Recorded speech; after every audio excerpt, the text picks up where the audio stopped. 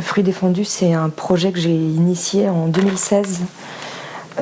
J'ai une pratique qui, à un moment donné, était extrêmement picturale.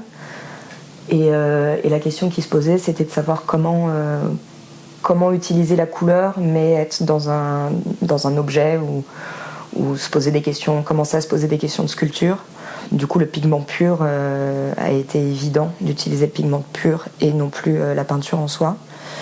Et donc l'idée, c'était de partir d'un fruit que je moule, d'en faire une coque, d'avoir à peu près l'échelle d'un fruit et de remettre du pigment à l'intérieur, de fermer ce fruit pour qu'après, le jour de l'exposition, plus comme un micro-événement que comme une performance à proprement parler, je vienne éclater le fruit pour l'ouvrir et pour qu'il libère la couleur.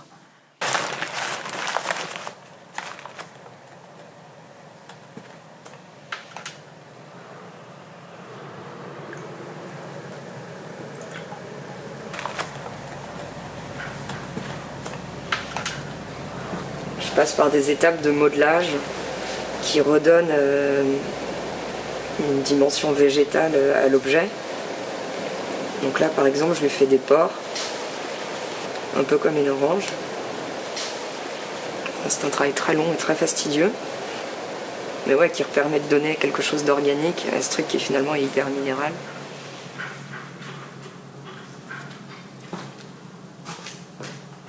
C'est aussi un élément que j'ai récupéré pour une sculpture que j'avais exposée sur l'installation de Montrouge, qui s'appelait Presque Sauvage, qui reprenait aussi un travail pictural. Et donc du coup, la sculpture centrale de cette installation, c'était une sorte de flèche qui pour moi est une sorte de fulgurance créative, faite en bois, peint en noir, et que je redispose donc sur une plateforme noire, sur laquelle est brossé du charbon, qui donne aussi là un aspect poudreux, presque calciné du bois, et donc qui donne peut-être l'idée d'un arbre qui a été brûlé. Alors même s'il est sculpté en triangle, il y a quand même cette idée d'un tronc qui a été coupé et calciné.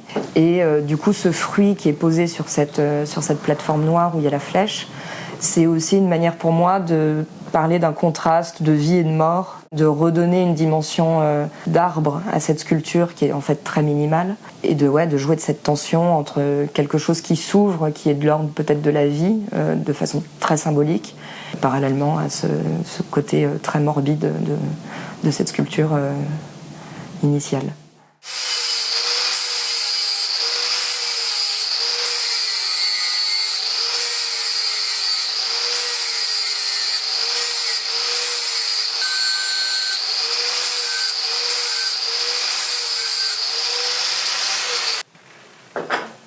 La frustration que j'ai toujours eue avec la toile, c'est d'être sur un objet qui est en 2 dimensions et qui parle peut-être plus à l'esprit qu'au corps.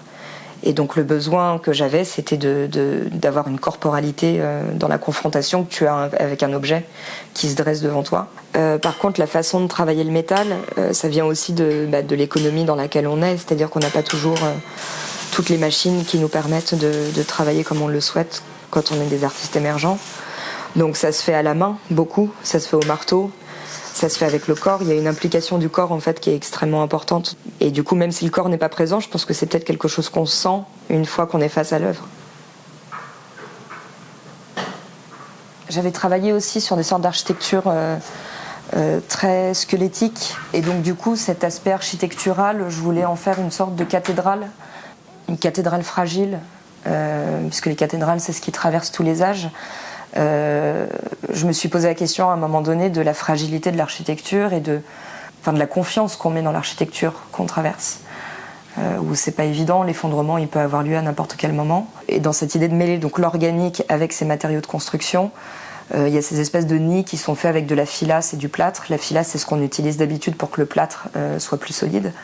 Et du coup, utiliser vraiment la qualité de ce matériau pour en faire une sorte de nid qui serait comme celui d'un oiseau et qui viendrait nouer en fait les tiges entre elles pour faire que l'architecture tienne. Finalement, ce que je trouve assez amusant avec ces sculptures, c'est qu'on ne sait pas si ces sculptures naissent du sol et sont tenues par ce nœud, ou si ces tiges sortent du nœud et viennent s'implanter dans le sol. Il y a une espèce d'aller-retour qui se fait aussi entre le matériau de construction et le matériau plus organique. Donc oui, il y a une dimension corporelle. Ce qui est assez drôle sur cette sculpture, c'est que il y a énormément de personnes qui, du coup, passent dessous, s'arrêtent dessous, commencent à danser avec, et ça m'échappe complètement, quoi.